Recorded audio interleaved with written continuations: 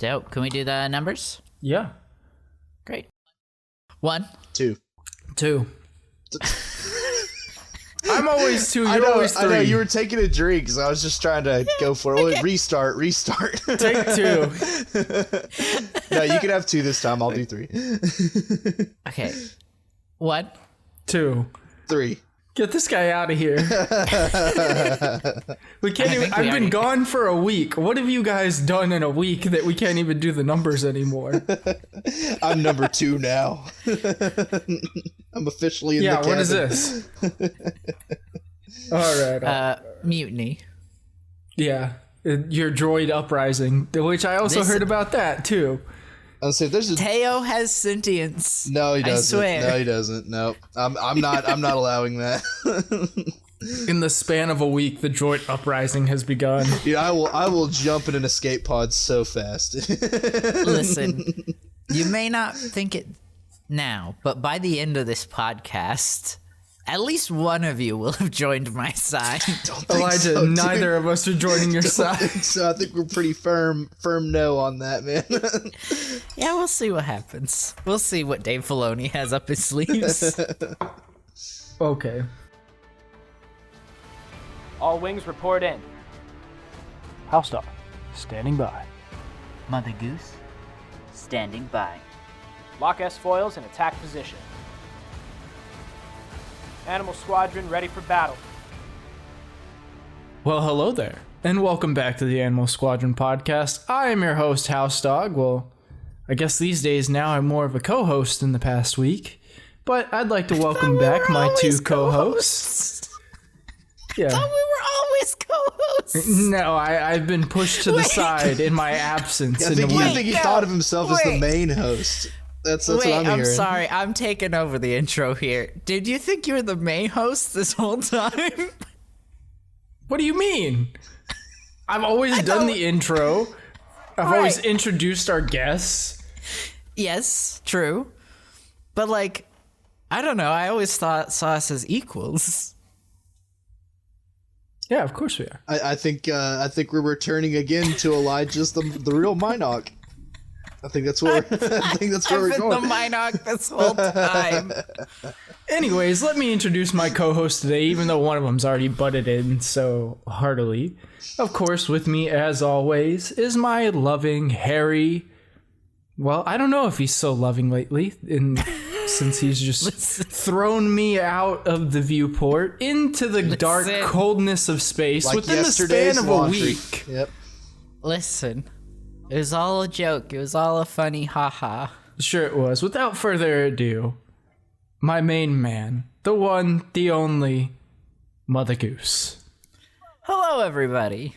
And with us, as always now, our little Minoc friend, the Lowtech man, the Turtle Man himself. I don't know what he is these days. He gets a new nickname every week. He got a new one last week, which I heard. And, yeah, at this point, I don't know where I reside in the ship. I think at this point, I'm in a coat closet. I don't know. I still call dibs on having my Minoc nest inside of Gonky. That's still where I live. What's up, everybody? It's good to be back. You know, I was gone for a week. And like I said, I do listen to the podcast when I'm not around. And I was listening today, and I just got this strange feeling that I wasn't allowed on my own show anymore. I wonder why. And also, we allowed you back. I mean... Yeah. We took a vote. You guys allowed me back. Yeah, we allowed you back. Dude, it's fine. Man, I have no friends. Elijah, we took him in. We brought him out of the cold darkness of space. We said, come on in, buddy. Chew on some wires. Build a nest in Gonky if you must. And here he is. Here he is saying, oh, you're welcome to come back now. Yeah, but also, you know how I know we're really friends? Because you know something friends would do is let each other back on the podcast. And that's what we did for you. For real. We are your friends. Yeah. Oh, well, thanks, guys. I really appreciate it. Yeah, exactly. Yeah, you're welcome. We love you. It was just a short mutiny for funsies. Yeah. But we were just And joking. then we realized we couldn't fly the ship without we were you. just joking. It was all right. My Yeah, tiny this is little the Minoc real arms joke. wouldn't let me drive, and Elijah doesn't know how to drive because he does all the sound stuff. So Yeah, we were exactly. lost. Oh, boys. It's good to be back. For real. Anyone want to tell the audience what we're talking about today? A Bad Batch Alright. still. Bad Batch still. I thought I would be gone for a week and maybe you guys would be like, maybe we should talk about something else. But no, here we are still talking about the Bad Batch. Nah, but it's getting really good. So we're talking about season 2, episodes, what is this, 5 through 8? So this It is is. Entombed, Tribe, The Clone Conspiracy, and Truth and Consequences. Half of these episodes were... Actually, no, I'd say only one of these episodes, I was like, it's okay, I could have gone without it. The rest, I was like, this is pretty good. Which one? Yeah. I want to hear it now. I'm enthralled. I've been gone too long. I need to hear. Well, it's the first one, so we can just get right into it. It's Entombed. I think I have some opinions on why I enjoyed Entombed. Because I as well feel, and I have to be completely honest here, I only had time to watch Entombed and part of Tribe. But I remember Tribe very well because of the things that happened in it. So the 2 episodes after that are going to be completely new to me until you guys introduce them and I remember again. Of course. I don't know. I liked the ending of Entombed, but again, I just felt like this was a filler episode. It was, but like I really liked it. It was like, a shout honestly, out. like one. It was it was good with like the Lucasfilm Indiana Jones-esque kind of thing Thank in you. Star Wars. I thought that was It was sick. I liked it. It was a love letter. It was a love letter to Steven Spielberg and George Lucas because, I mean, you guys know George Lucas helped Steven Spielberg out with Indiana Jones. Mm-hmm. And he would come on set and, well, I mean, didn't George Lucas get credited as a producer of I think Indiana Jones? I think Lucasfilm like actually is Yeah, credited with Lucasfilms producing the movie. The Yes. Indiana I think Jones Spielberg franchise. just directed, if I remember right. Yeah, Spielberg directed, but I'm pretty sure George got credited with a producer spot or something. Yeah, like it's Lucasfilm's movie. I'm pretty sure. Yeah. Yes. 100% right. I just think George got a credit. I am looking it up. Yeah, it's created by George Lucas. Yeah. So, I mean, for me, Entombed was a love letter to Steven Spielberg and the Indiana Jones series. Yeah. But also, with this episode, I don't know if you guys got the same vibe, but for me, it was almost like an homage to War of the Worlds. Oh, okay. I kind of got the vibe from the ending. With the giant metal Pokemon robot. I like it. Mm-hmm. Yeah. Well, while we're on it, this was a Zepho creation, right? They don't say it, but judging by the shape of its head, it certainly looks like it. Yeah, and the fact that they talk about how like ancient it is, and the stone puzzles. It gave me Zepho. Yep. Yeah, it gave me Zepho vibes. Yep. Okay, so explain the Zepho thing a little bit, because you guys, I think, actually went back and played Fallen Order. I didn't. I just went off of my memory of the first playthrough that I did. So for our listeners out there, as well as including me, that maybe missed that episode or didn't listen to it, because some people don't like that video game, but just the Zepho stuff. Just a quick recap. I mean, I know it's an ancient civilization. They mentioned that. I'll stop talking now. Go ahead, guys. It's like, I guess I'll just do a basic overview. The Zepho, pretty much, they predate the Republic. So that's like 10,000-ish years. And they were a force-sensitive species that had like extreme levels of technology. And they were just a really cool ancient culture with all kinds of cool tombs and stuff. Yeah, I don't think we get too much about them in Fallen Order. Like, we go to Zepho, there's a lot of puzzles, and there's the giant robot that we have to fight, but I think, like, lore-wise, we don't get too many tidbits on them. Yeah. I think you have to read, like, the journal entries. Yeah, you have to really dig deep. Which that's, like, pretty much what you get from those, though, is that, like, I mean, you get that they're Force-sensitive, and that they predate the Republic, and that they're, they highly advanced, and then also, like, the Jedi studied them, like, again, before the Republic, like, the early Jedi kind of studied the Zepho and stuff, and they were a big deal. So, go ahead. Yeah, no, like, in Legends, the original Jedi, I don't remember all of the details exactly, so I'll probably get some stuff wrong, but they're like these pods that got sent out, and it collected all of the, like, Force-sensitive people and brought them to the original, like, Jedi planet. I'm thinking, the vibes I'm getting from the Zepho is that I think they're trying to set that story up again within Disney canon. I mean, I'm sure they're going to change some stuff, but I think they're going to do it with the Zepho and say that, like, the Zepho helped create the original Jedi. That's my theory. Yeah, which I could see that. It's a great lead-in. If you guys haven't, while my wife and I were traveling cross-country, I read the first Thrawn book, not the original Thrawn by Timothy Zahn, his second series that now coincides with the current canon. I did the first book, the first Thrawn book, and then I downloaded the audiobook so I could listen while I was driving, which is Thrawn Alliances, which is an adventure between Darth Vader and Thrawn. And they go back to Batuu, where they met originally during the Clone Wars. And while Thrawn and Darth Vader are now on this separate adventure, it flashes back and forth. But there's another species called, like, the Grisk that are from the unknown regions, which is where the Chiss Ascendancy is from.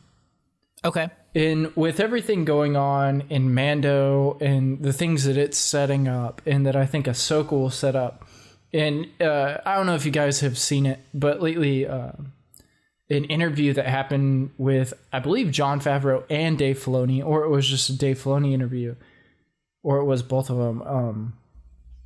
They said that eventually all these series will collide. I mean, Boba Fett, Ahsoka, Mando, they're all going to collide in this great war that's going to happen. Yeah. Oh, that's going to be cool. And I think it's going to be the Chiss Ascendancy. I think they're going to bring the Chiss into it. And like I said, you guys really need to either read those books or listen to them. Which maybe by the time I get to the third one, this theory will be completely out the window. But I think the Chiss are gonna be our next big bad that happened before the events of the First Order, because during this time period that these books take place in, the Emperor, the reason why he takes such a great interest in Thrawn is because of the Chiss Ascendancy and what's going on in the unknown regions. And we know that the Emperor has great interest in the unknown regions, and that's where he winds up building the First Order. Mm-hmm. And all the cloning and stuff that's taking place, and no spoilers, but we're getting more cloning stuff in Bad Batch and Mando at the same time, which is why I'm so glad these episodes come out at the same time every week, because, I mean, obviously it's done hand in hand, but they're complementing each other so well this season in Mando and Bad Batch that you get one thing in Mando and you get one thing in Bad Batch, and you're just like, wow, we're building up to something really great here. I agree. So back to the episode, though. What do you guys have on Entombed? I kind of summed up my thoughts with Tuck. It's a great homage to Indiana Jones. And like I said, we get those War of the World vibes, which is cool. And I feel bad for Mel Yeah, I do too. That's actually one of my notes. I'm like, poor Mel. He just gets blasted. Yep. Yeah. And also, apparently, that's not the first time that's happened either, because Fee's like, oh, I have his memory backed up on my ship. It's not a big deal. Oh, what do you guys think about the like droid mafia that we get at the beginning, the Axis? Oh, that's next episode. That's next episode. Oh, sorry. Whoopsie daisy. No. I watched them back to back right before I called you guys. Yeah. So That's okay. We'll get to that in a couple seconds. I mean, pretty much, like, my last notes for it are like, yeah, I feel bad for Mel. The giant robot, I really liked. That's like, me too. It also gave me kind of Zillow Beast episode vibes from Clone Wars, where it's just like all of a sudden we have a filler episode with a giant monster for no reason, but I love it. You know, like it's just cool. I like it. Also, Elijah, I do find it very interesting that you brought up that it might be Zepho, because I really didn't think about that when I first watched it, but now that I'm like kind of replaying in my mind, I think I agree with you, man. I think there's a good chance, just because of like, it's an ancient robot, which was the kind of stuff the Zepho would do. Yeah, it's got lasers. That's something the Zepho would do. It's giant. That's something the Zepho would do. Like, I mean, it makes a lot of sense, you know. And like just the like aesthetics of the robot, because yeah, like the huge. I mean, the huge head. There's hundreds of different models of robots throughout Star Wars, and they all have very different looks. But this one very specifically reminded me of the Zepho and their architecture and the robots that they built. Yeah, yeah, because they almost have like a big hat on top. Yeah, it's the big hat. Yeah, the big hat did it for me too. Big hat, skinny face. Which actually, I mean, if you look up a picture of the Zepho, it's kind of what they look like too. So just kind of fascinating. You know, actually, just something that I'm just bringing up off the wall here, just kind of a crazy conspiracy theory thing. What if it's like, you know, like here on Earth, we have pyramids in all sorts of different countries that look very similar.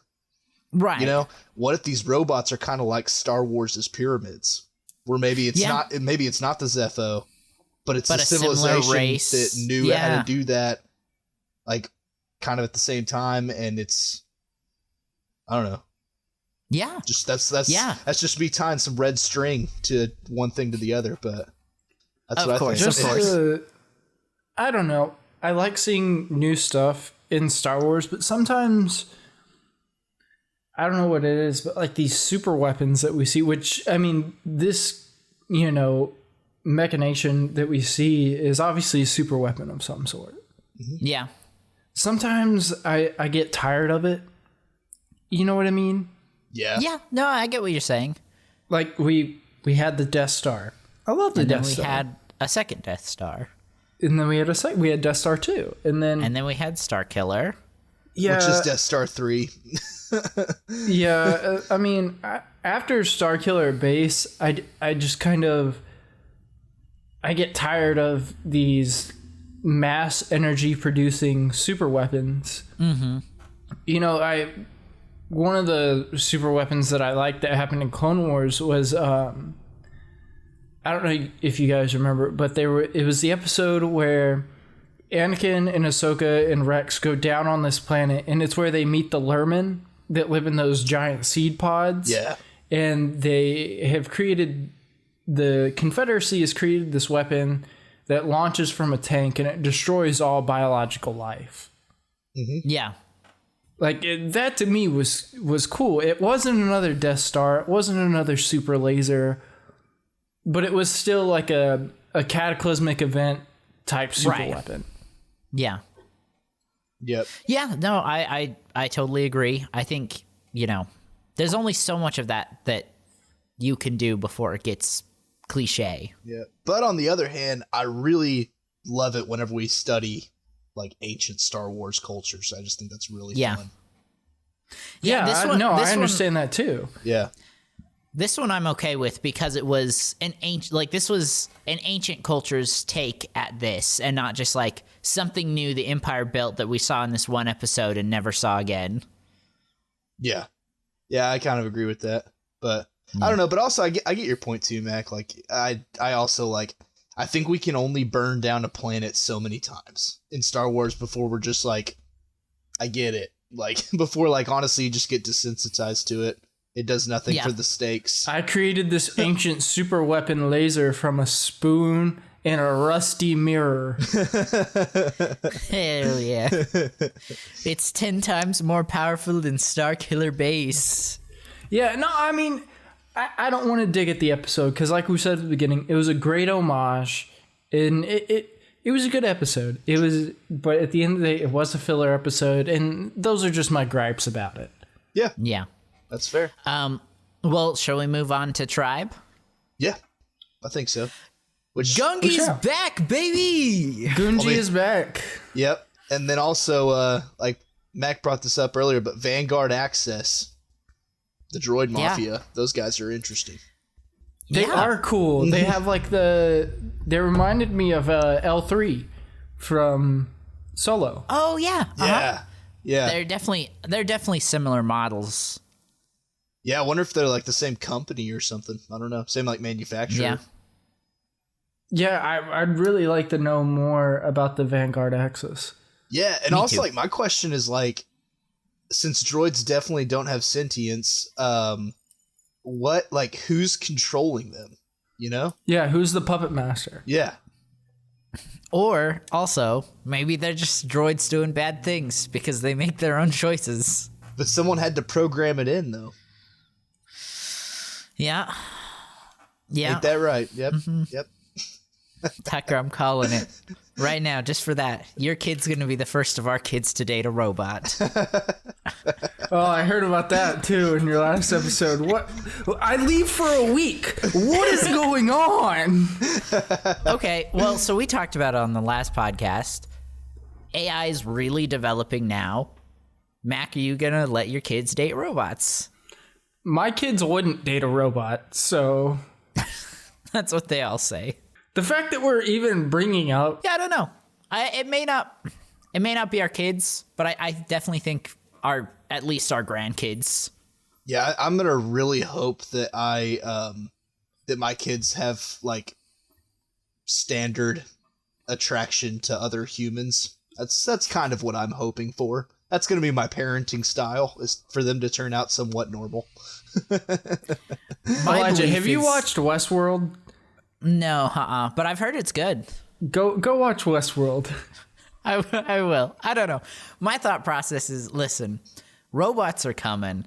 I say we just set things in order now. Like, let's give them the right to vote, you know? Nope. And that way there's not a fight over the rights I'm on the to team. vote. Let's just shoot them, dude. Let's just shoot them. That's way easier. Take them down. Yep, just Once kill they 'em. start saying, like, I had a dream last night, I'm shooting it in the head. Yeah. Okay, sorry, I got a little sidetracked there. Anything else on the droid mafia?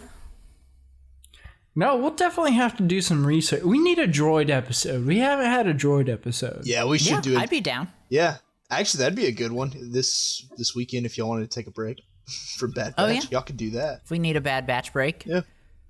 I always need a Bad Batch break. We're so close. After we get through this, we have 8 episodes left. And 2 No, podcasts. I don't want to give everybody...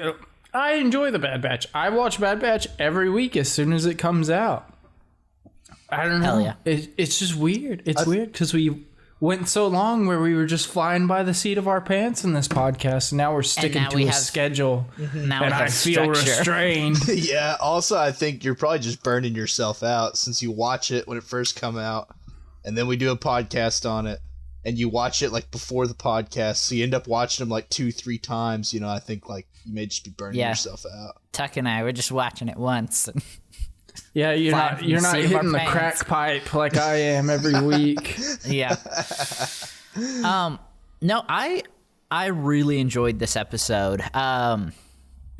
Really excited to see Gungi again. It's Gungi. No, it's Gungi.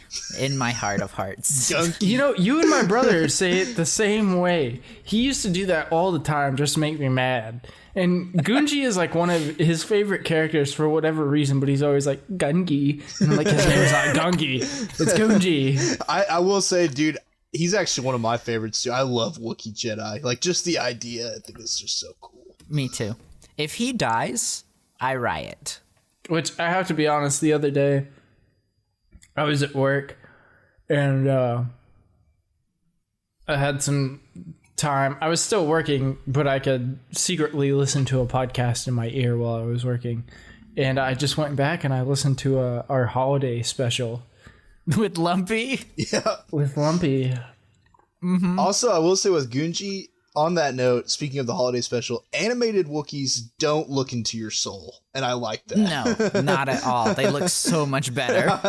They look kind of, yeah, they have that less, somehow deadened side, but yet peering straight into your soul. Yeah, it's the Uncanny Valley thing, man. It's weird. I don't like it. It's too similar to real life. You know, it's just freaky.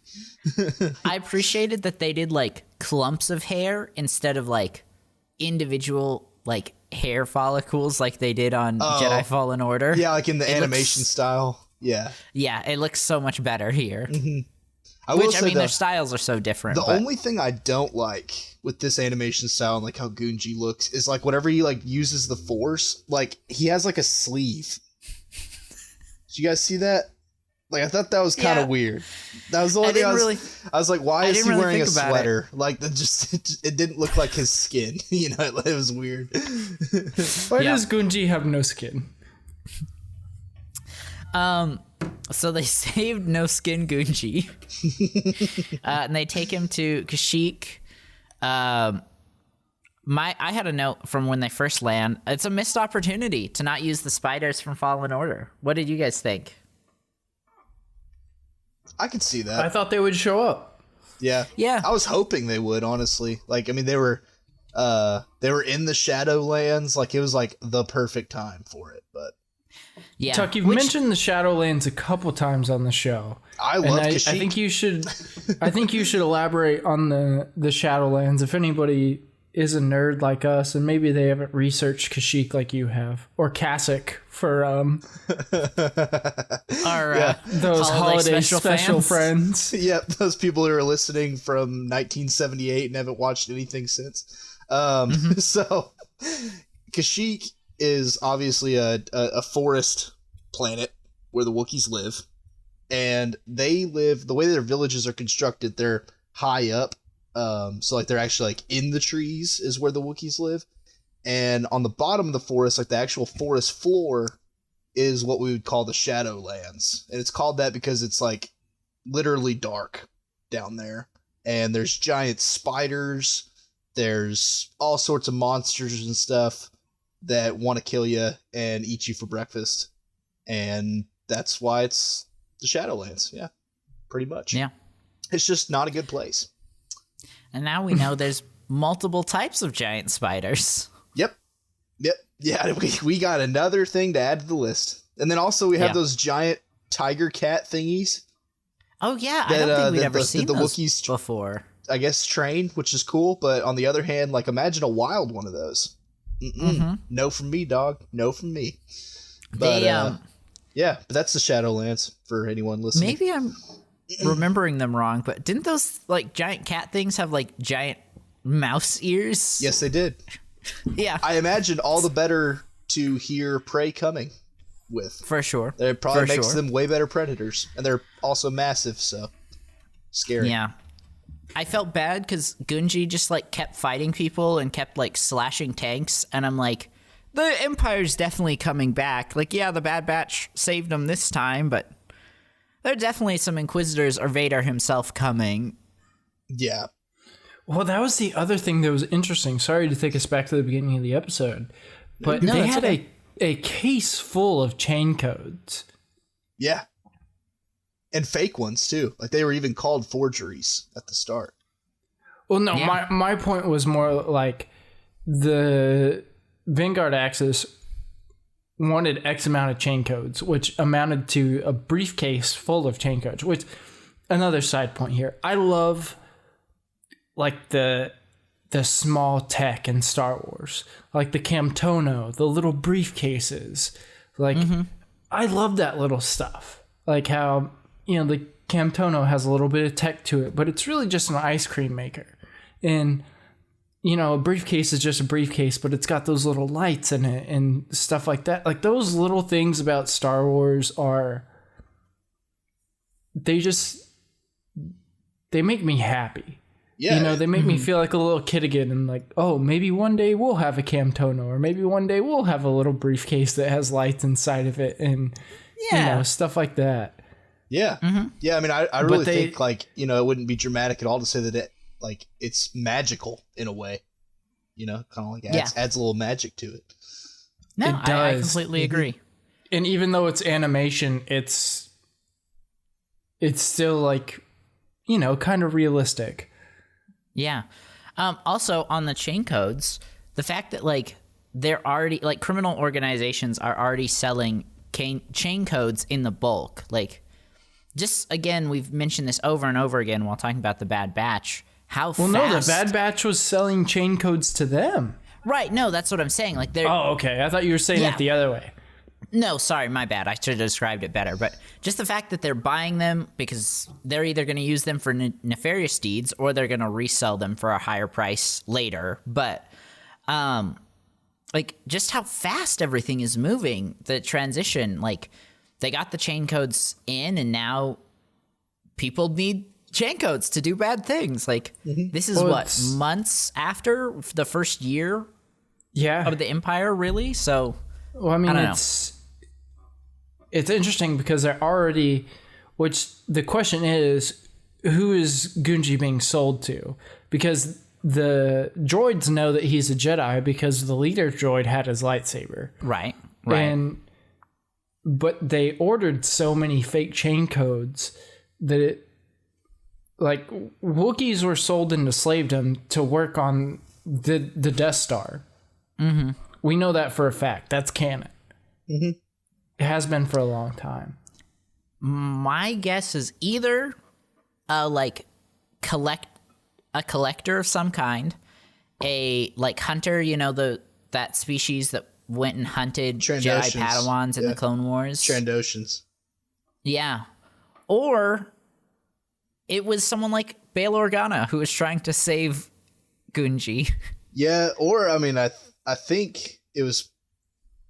I agree that it probably isn't the Empire because I mean because of the fake chain codes. That'd be kind of weird things to be buying together. But on the other hand, like, you know, what if it's some kind of like collector? Yes, but like also what if it's like, you know, speaking of like nefarious, like what if it's someone who like eats Wookiees? Like what if Wookiee is some kind of delicacy? Or something weird. No, the only reason I say it's the Empire is because, which is why I said you guys need to read Thrawn, is because they, the slaves get brought up at one point. It's in the first book while Thrawn's trying to figure out the Death Star being built. He doesn't know that it's a Death Star, but he's tracing things and trying to put things together, and materials are being shipped to this random place. And the Empire basically has like shell companies that, you know, mine certain ores and do these certain things, and then it gets sent to a secret location, which when you're reading the book, you know it's the Death Star. Right. So obviously the Empire in its beginning stages couldn't just be outright evil. They had to go through those things like we see in Bad Batch, where the idea of building a new army comes. The Emperor just couldn't say, all right, we're doing stormtroopers now. Yeah. He had to slowly phase it in and wait until he could say, oh, because of this event, now we have stormtroopers. Right, which I am very excited to talk about. Is that part of this series?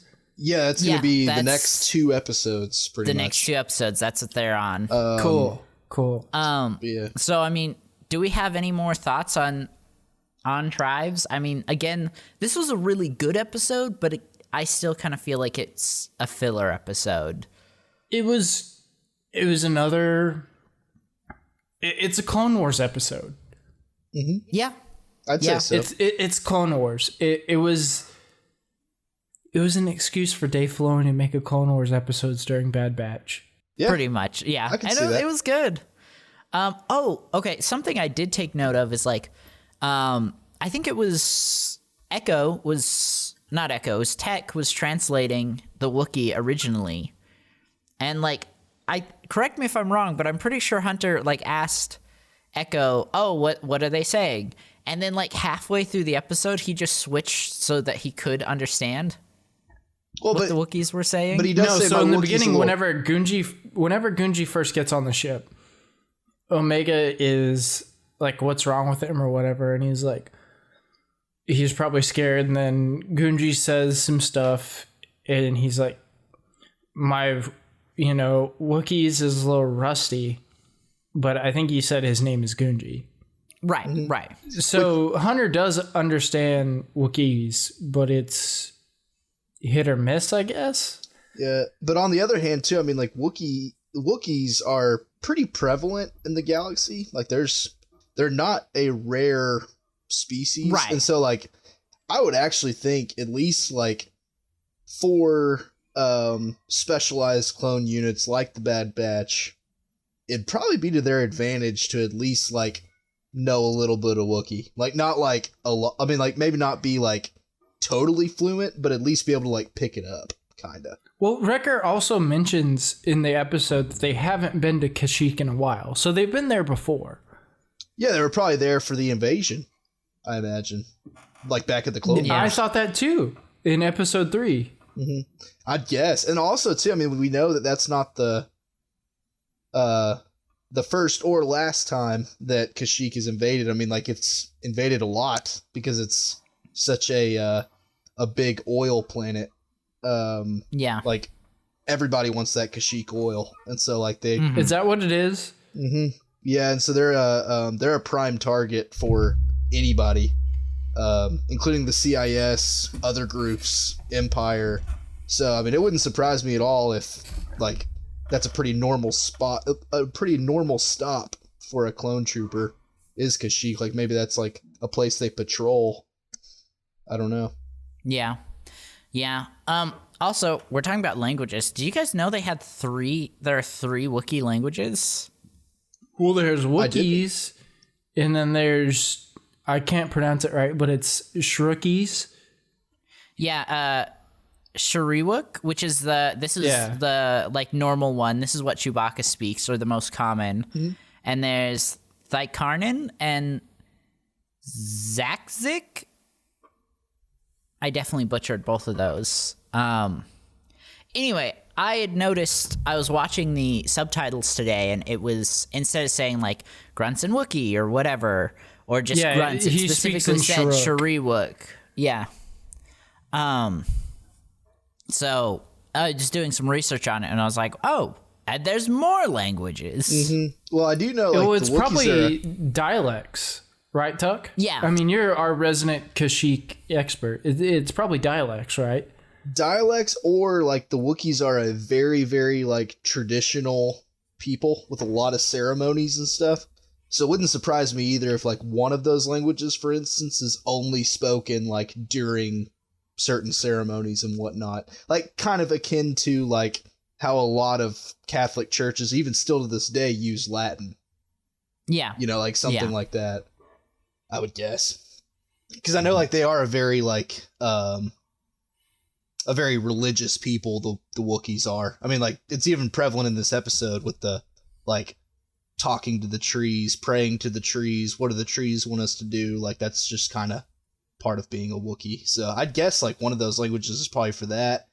And then yeah, I mean it's a big planet that is mostly forest. So I would imagine there's several different Wookiee dialects and that kind of thing too. Yeah. Well, great. I mean, do you guys have anything else on this episode before we move to the next two? I've talked about everything that I remember, so. Gotcha. Yeah, I mean, I'm pretty good. Like, I mean, it's a pretty basic storyline. It's pretty much like the Trandoshans and the Empire are coming. They're burning down the forest. Oh, I forgot about the Trandoshans are here. I forgot about that. Yeah, and it's a group of Trandoshans and clones. Yeah, and they're being contracted by the Empire to burn down the forest and the villages, and they're capturing the Wookiees. So this is the beginning of Wookiee slavery. I think. I'm pretty sure that's what this is. But no, I agree, which doesn't bode well for Gungi. Yep. Okay, so our next 2 episodes, again, they're kind of connected. We can talk about it in one big chunk, or we can separate it. It's whatever you guys want. It's the Clone Conspiracy and Truth and Consequences. I say let's just treat it like a big episode, pretty much. Yeah, I remember neither of them, so go ahead. Great. So, Truth and Consequences starts with essentially 2 clones. They're talking and they're like, hey, I don't want to pretend like I don't want to lie about destroying our home. Like, that was not the right thing to do. Oh, it's all coming. This is with the Pantoran senator. Senator Chuchi. Yep. Senator Chuchi. So one of them essentially reached out to the governor and was like, hey, either you tell the truth or I will. And so the governor, what is it? Governor Rampart? Admiral Rampart, yep. Admiral Rampart, yeah. Had the first clone killed. And so the other clone reaches out to Chuchi, or well, actually, no, Chuchi goes and is like, hey, clones, how can I help you? Like, I want to represent you guys. What can we do? Which actually, so a background note on that real quick. The reason that Chuchi goes to reach out to the clones is because the Empire is creating basically a stormtrooper bill, and so the clones are going to be useless, and there's going to be nothing for them to be able to do. They don't have any representation in the Senate, and so Chuchi basically, like, as an add-on to the stormtrooper bill, is trying to create like some sort of pension or retirement system so that way the clones aren't totally screwed. Right, which I really liked because, like, on one side, we obviously had Admiral Rampart and the banking clan saying, yes, let's create a new army. And then we had Organa and some other senators saying, no, we shouldn't create another army. Like, we just finished the war. Why are we doing this? And then Chuchi was kind of in the middle, like, yeah, okay, if we create a new army, how are we going to take care of our veterans? And I really appreciated that. Yep, I did too. It's just weird to think Padme's dead in all of this. Yeah. Yeah, Padme is big dead. And has been dead for like several years at this point. I'd love to see an alternate universe. I don't know about separately. 2 or 3 years, I think. Right? I'm thinking we're in months to the first year. Really? Yeah, because think about it. The beginning of season 1 was literally Order 66. So, yeah. I mean, we don't know how much time passes between each episode. Yeah. Like, it could be days, it could be weeks, could be months. Maybe we are in a couple years. I just don't really know at this point. Yeah. Reason I think it can't be a couple years because he hasn't done the full move to stormtroopers yet. Right. But which we see. I think hypothetically on Tux, I'm with you, Mac, on that it's a couple months to a year.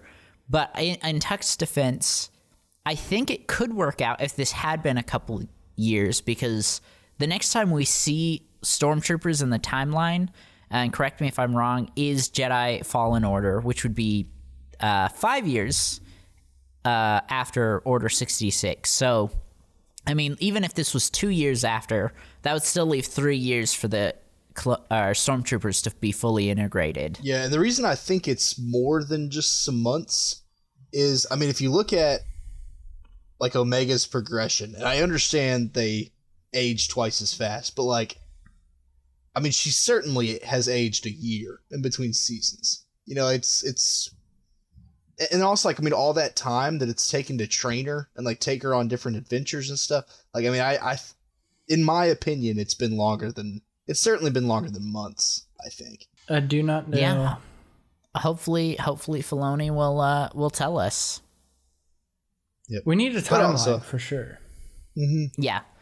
Which I'm sure we'll get at the end of the series, so then we'll have like a basic, okay, this was between 19 BBY to, 14 BBY or whatever. Yeah. Oh, yeah, so this clone reaches out to Chuchi and says, hey, we were actually the ones that destroyed Camino. Yeah, and really a lot of it is just like the political. We get to see the Senate. We get to see Chuchi kind of trying to find evidence. Yep. She, this takes place over, I think, a couple of days. So she leaves this clone, goes to talk to people in the Senate, and then she goes to find him again. He gets killed, and then Which actually, before that, the senator that she talks to is Senator Bertoni, which is Camino's senator. Who pretty much essentially helps her. Even though, like, in Clone Wars, she's kind of a nasty person, and she still kind of is in Bad Batch, but she reveals to Senator Chuchi basically, like, that Admiral Rampart had diverted funds from the cloning facility days before, quote unquote, a massive storm took out Tapoka City. And what we learned here is it wasn't just Tapoka City; it was all of the cities on Camino. Yep. All the civilians. They wiped them all out. It was another purge. Yep. Which is wild. And we get our boy Rex come and save Senator Chuchi. Yep. He does. Yeah. And it turns out he slips contact, so like he was trying to get Slip off world. Which I don't know about you guys, but I was pretty sure it was Rex. Yeah, I mean, it wasn't the biggest surprise. Yeah. It's obvious that Rex is building a network of clones and everything. I had a suspicion that maybe it was Cody, but I felt like it was just too soon since he went AWOL for like him to be doing stuff like this. That was a great note too that you guys brought up in the last episode, that Cody finally, that conversation that Cody and Crosshair have at the end of the episode. So good. Yeah. Which is interesting considering the fact that Cody took out Obi-Wan. Yep. But also, I'm not crying, you're crying. Also with Star Wars, man, there's always redemption. There's always redemption. That's always a big theme. They're giving our boy Cody some hope. Okay, so that was a basic rundown of the clone conspiracy. Truth and consequences. Essentially, we see Rex reaches out to the Bad Batch because Slip had essentially copied proof that they had attacked Camino, and they needed to go onto Rampart's ship to get it. So on one half, we have Omega going around with Chuchi talking to different senators and stuff. And then we have Clone Force 99 and Rex breaking onto this Venator ship to get the evidence. They get it to Chuchi. They show it to the Senate.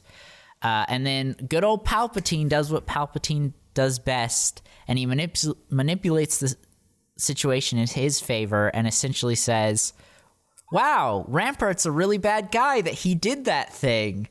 I can't believe him and the clones did that thing, so I think instead we need to make stormtroopers because the clones are too loyal. They just follow orders. Yep. And as always, Sneaky Sheev is one step ahead. Well, I mean, they bring it up in the episode. I think Chuchi says it, that like Palpatine hasn't shown up to a Senate hearing in like quite a long time. Oh, that's Organa says that, yeah. Then, of course, he rises up from the ground. But like, don't clone troopers take Rampart into custody? Yep. Yep, which, and it's while he's literally yelling, I was just following orders. Yes, and something on that is like, did it sound like they lowered his mic a little bit? Yeah, Probably. They like turned it off. You can like hear it. So like you could still hear it if you were close, but it wasn't going out to the whole Senate. Sneaky Sheev, man. Sneaky Sheeves. Okay, so something I really liked that these two episodes gave us was we talk about it all the time, but we got actual confirmation that there were millions of clones because Rampart and Chuchi were talking, and Rampart was like, what, you want us to give pensions to millions of clones? Yeah. And I literally was like, yes, finally. Which that was actually one of my notes too. Yeah, I was super excited. I don't know. Mac, what did you think about these two episodes? They're flashing back and forth. I remember the Chuchi being saved by Rex. I remember that, and then I'm trying to remember more of the second episode, but all I really remember is Sheev coming out of the ground and ordering Rampart away. Yeah, and I mean, basically, the only things that like we've really missed as far as the plot goes is like, so as Elijah mentioned, the Bad Batch has to climb aboard the Venator to take the data, which is in like one of those cool little suitcases, like you'd mentioned. And they get it to Omega just in time. And so Chuchi is on the Senate floor talking about the information she got from Senator Bertoni with her, that Rampart had diverted the funds. And then Omega gives the data to Senator Organa, who shoots forward and plays the tape, and then the entire Senate watches in horror as Camino is destroyed right in front of their eyes. And that's pretty much, as far as the plot goes, that's basically what happens. Which, it makes you wonder. It makes you wonder. Wonder About? what? Like, how the Empire got away with it. I mean... Yeah. Like I said, she's played it off like, I didn't know about this. I'm just as shocked and as mad as you guys are. Yeah. Oh no. Actually, you know what? On that note, we forgot about the assassin and who he is. So it turns out that the assassin that was trying to kill Chuchi and Slip was a clone that had all of his identification stripped from him. Which I imagine they probably mind flayed him. I'm guessing. Yeah. But I don't know. I agree. And I don't know if he got mind flayed. I think he just had that inhibitor chip, and I think it really took. Well, but they don't have any ID on him. Like in fact, Rex doesn't even think he's a clone at first. Right. Rex is like, he's not a trooper. He says that, and it's like it's real. And then they mention later that like all of his identification is gone. Well, could it be? Could it be one of Sheev's experiments into cloning? Maybe he is a new clone. But yeah, his last words to Rex, and actually I find these kind of haunting. Same. He tells Rex basically that like, that you're the traitor, and that what Rex is doing is the wrong thing, and that like the galaxy needs law and order, blah blah blah. He like monologues a little bit. And then Rex says something like, if that makes me a traitor, what does that make you? And he says, a believer. And he bites a suicide pill and dies. It was cold. I really like these episodes. I think these two episodes have been my favorite of the entire season so far. Maybe of the entire series. Oh, I love it whenever things go dark. And I love the political games, the Star Wars political games. I just always find those fun. Yeah, and I was really thinking about this while watching this last group of episodes, was just the fact that Bad Batch is the best when it's like actually showing off what's happening in the galaxy and actually progressing the story. Like this half, like it's so weird. I feel like the show is like two different shows. There's half that's like actually telling a story that's actually serialized, and then half that's episodic. And I don't know. It's so much better, or it's at its best at these episodes. Yeah. No, I agree with you 100%. And I think that's a great way to put it, is there's definitely two sides of Bad Batch. We get the adventure episodes where we go try to find this artifact with Fee, and then we get these really dark episodes where somebody chews a suicide pill and says, long live the Empire. Yeah. But it makes for a heck of a show, man. It really does. For sure. It does. And I mean, you definitely need that ebb and flow in a show. If it was all dark all the time, it'd be miserable. Yeah. I agree. I think we need episodes like Tribes where they go save Jedi Gungi. Gungi. Yep.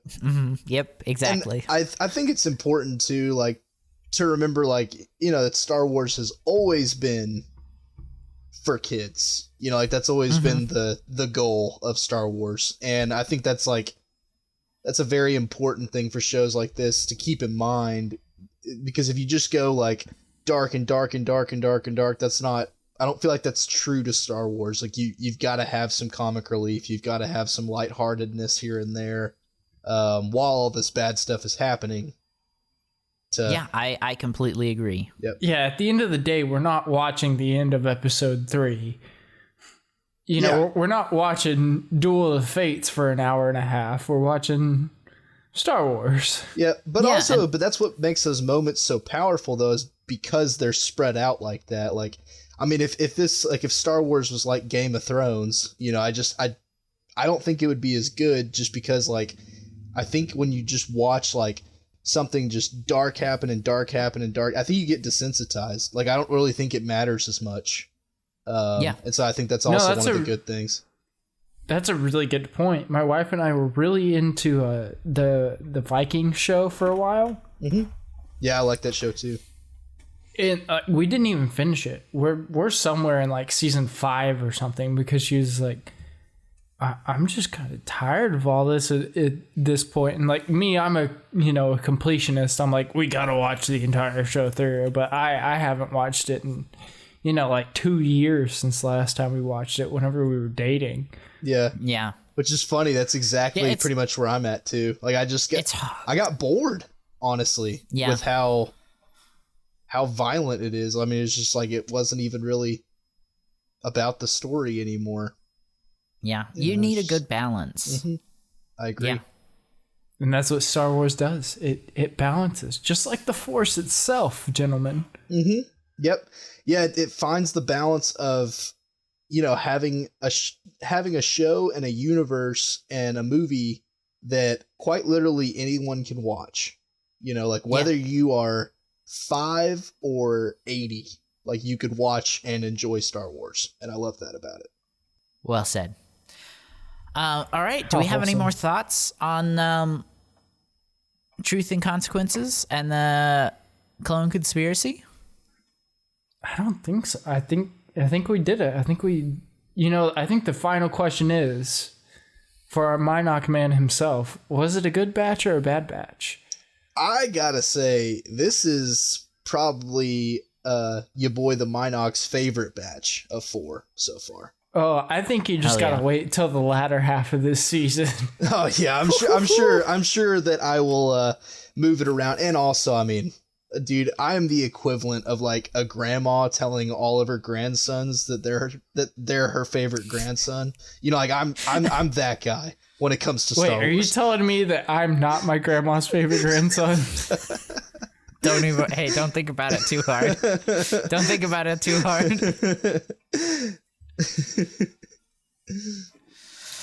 Well, great. Thank you guys so much for listening. If you have any questions or want to be a part of this conversation, you can email us at animalsquadron@gmail.com. Again, that is animalsquadron@gmail.com. And we'll see you in the next one. For the Animal Squadron, this has been Mother Goose. The real question is, did Elijah even check the listener mail this week? I forgot my laptop downstairs and was too lazy. That's the real answer. Well, if your messages are in the inbox, Elijah will check them sometime. Like you said, he was Mother Goose. I am the one and only HouseDog, back again, and I will be back for the foreseeable future, whether that's a week or 2 weeks or 3 weeks, who knows? But I'm glad to be back, and I'll be here for a minute. And also, your far shorter-winded friend, Lowtech Tuck. Goodbye, everybody. Goodbye. Adios.